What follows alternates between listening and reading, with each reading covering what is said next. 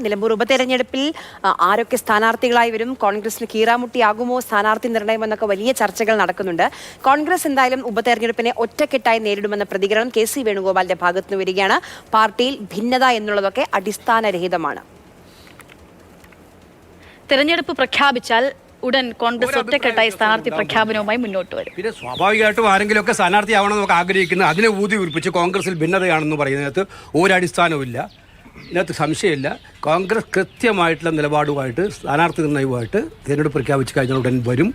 നിങ്ങളീ പറഞ്ഞതുപോലെ ഒരാശങ്കയും അവിടെയില്ല, ഒരഭിപ്രായ വ്യത്യാസവും അവിടെയില്ല. എല്ലാവരും ഒറ്റക്കെട്ടായിട്ട് അണിനിരക്കുന്ന ഒരു ഇലക്ഷൻ ആയിരിക്കും. ആ ഇലക്ഷൻ നോക്കിക്കോ, നിങ്ങൾ എഴുതി വെച്ചോ. ഇലക്ഷൻ പ്രഖ്യാപിച്ചു കഴിഞ്ഞോട്ടെ, കോൺഗ്രസ് ഒറ്റക്കെട്ടായിട്ടായിരിക്കും ആ തിരഞ്ഞെടുപ്പിൽ നേരിടുന്നത്. CPM സ്ഥാനാർത്ഥിയെ പ്രഖ്യാപിക്കട്ടെ, എന്നിട്ട് കോൺഗ്രസ് സ്ഥാനാർത്ഥി എന്നുള്ളത് കോൺഗ്രസിന്റെ ആശങ്ക എന്ന് ഇന്നലെ MP ഗോവിന്ദന്റെ ഒരു പ്രതികരണം ഉണ്ടായിരുന്നു. അതിനുള്ള മറുപടി ആയിരിക്കണം ഈ ആശങ്ക എന്നുള്ള വാക്ക് പറഞ്ഞുകൊണ്ട് തന്നെ കെ.സി. ഇപ്പോൾ വ്യക്തമാക്കിയിരിക്കുന്നത്.